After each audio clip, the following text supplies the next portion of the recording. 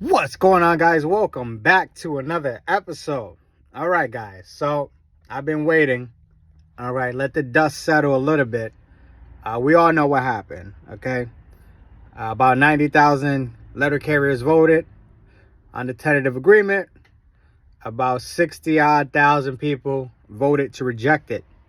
Okay, ratio about 3-1 said no. We don't want this tentative agreement. Then what happened next? Then Brian Renfro magically grew some balls and said it's time to fight for the city letter carrier. He says, I said that we'll fight in arbitration, so that's what we're going to do. We're going to go to arbitration, we're going to fight. No, Renfro. We don't want you as our chief negotiator anymore. No, we don't. All right, guys, the Postal Service is not going to give us a second offer. Okay? The power that Renfro has right now is to issue a work stoppage. And why would that be the wisest thing to do? Well, a majority of your membership doesn't agree with the tentative agreement. Therefore, there is no tentative agreement anymore. Therefore, you're back at square one, which means everything should be on the table. But is it? Is Renfro and the Postal Service going to start from square one? No, they're not. They're going to take the parts of the contract that they already agreed upon, and they're going to try to pass that in arbitration. The only thing that is going to change is going to be the pay, okay? The amount that we're going to get in a raise, okay?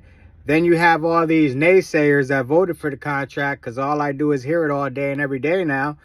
Oh, well, now we're not going to get back pay. Oh, it's too long. It's too many days. Okay, the Postal Service isn't going to pay that back pay. Oh, they owe us $3,000, $4,000, $5,000. If you times that by how many carriers there is, they can't afford it. It's not our problem. All right, that's not our problem. The letter carriers, we didn't negotiate the contract, okay?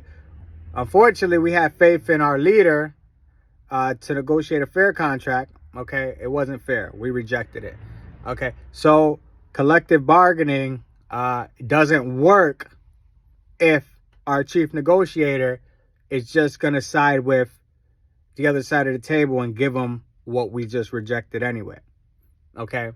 So what happened? Corey Walton posted on the From A to Arbitration page. At least I saw it on the Reddit from A to Arbitration, which gave me the link to the real website from A to Arbitration. And so they are going to charge Renfro again. Okay, this time I'm mishandling negotiations. All right, guys, I said it in the Tolino letter video that if that letter was true, it would prove that Brian Renfro could be charged again. And so they acted on it. All right. So now it's up to the membership to decide if we want to go forward with charging him. All right. And then it goes to the vice president to hire an investigator to prove the charges to be true. All right. So it's another process. But at this moment, we can't be a divided union because now we're headed to arbitration. So our internal struggles have to be put aside, okay? It's like when two brothers have a fight, okay? Brother fights brother, that's fine. But if somebody else jumps in, the two brothers beat up the person that jumped in. You know what I mean? You don't get involved in those kind of situations. So as a union, yes, we are divided internally, okay? We have a division between what the carriers and what National wants, okay? National wants to pass the agenda of the Postal Service because of consolidations. All right, we all know where we're headed. We're heading to S&D centers. So the Postal Service wants a contract that supports the S&D centers. The carriers want a contract that supports their livelihood, a work balance, and a higher starting wage and a higher wage throughout the steps. So how do you come in the middle of those two scenarios? Well, number one, the carrier has to be taken care of, right? My biggest thing in any arbitration will be to protect us from mandatory overtime, okay?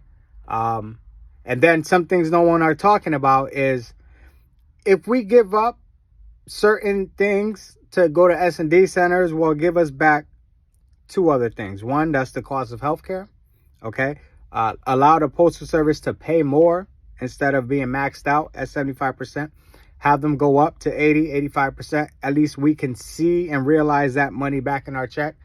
And number two would be to definitely increase not only the starting rate, okay, but a equal percentage throughout the steps with decreasing the amount of time it takes to get to that top pay. I mean, 13 years is wild. Okay, if you're a CCA, 13 plus 2, the 2 years you do as a CCA, that's 15 years. Okay, so if you're 35 today, you're not going to reach top pay till you're 50. That's wild. So where are we today as a union? Okay, well, we are a membership. We are a rank and file organization. Okay, and we need to remember that we are the power of the union. So what does that tell us? Well, this may be controversial, but the truth is, without the right to strike, we are a powerless people. Okay, because if this contract gets passed in arbitration after we rejected a vote on it, it shows that we're voiceless. We have no power. The only threat that we have to the system is to stop working. Renfro has that power now. What that would do is supersede all negotiations, all arbitrations, and then our battle will become with the White House. Okay, if the letter carrier stops working today, President Trump will be the one to address us, and that's what they don't want. Okay, they don't want to challenge the Donald. Okay, is it a smart move? Is it a dumb move? I'm a betting man. Okay, I would definitely take that scenario, and I'll play hardball with the Donald. A work stoppage will stop America from receiving their mail, their packages, but it will also show them how powerful and how important the Postal Service is to them, even in 2025. The last time a work stoppage happened was in the 70s, and within 3 days, the United States economy kind of got shooken up, right? Because Wall Street depended on paper mail. Okay, today it's not as it was back then, where everything was paper mail, bank statements, and people trading.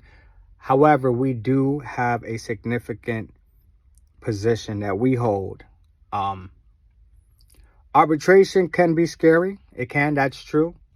However, once we go to arbitration, if Brian Renfro is our chief negotiator, we have to understand that he is only going to do what's in the best interest of the Postal Service, not the letter carriers. There's not too many options the letter carrier has now to take back the power. If these charges do prove to pass, whoever wrote the charges is asking that Brian Renfro steps down from chief negotiator and will drop the charges.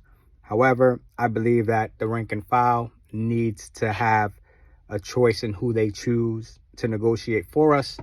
And until that happens, we're kind of in the same position we are now. So the most important things to note right now is going to be the major time for us to stand together as a union, to make noise, to get into the streets, to get on the news. It's probably the most pivotal moment in this whole process.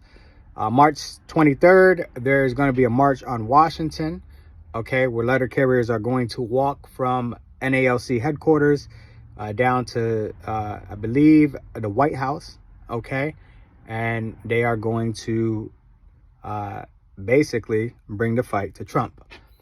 All right, guys, this is a huge moment, The worst thing that you can do right now is succumb to fear and become one of the naysayers that say, we can't, we're going to lose this, we're going to lose that.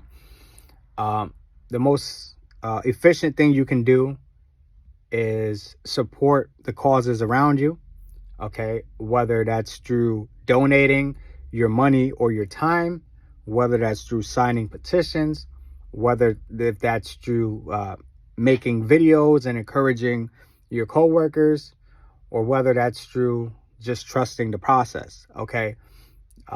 This is the greatest decade for organized labor. I've said it, and I've said it again, and I will keep on saying it. It is time for the NLC to become the strong union that it was once in the past. And it's time for the sister unions of the APWU and the National Rural Carriers of America and the National Mail Handlers to join our side and know that your contracts are up for negotiations as we speak. And whatever we do has a direct correlation to what happens to you. Until next time, I'll be here. You'll be there. Peace.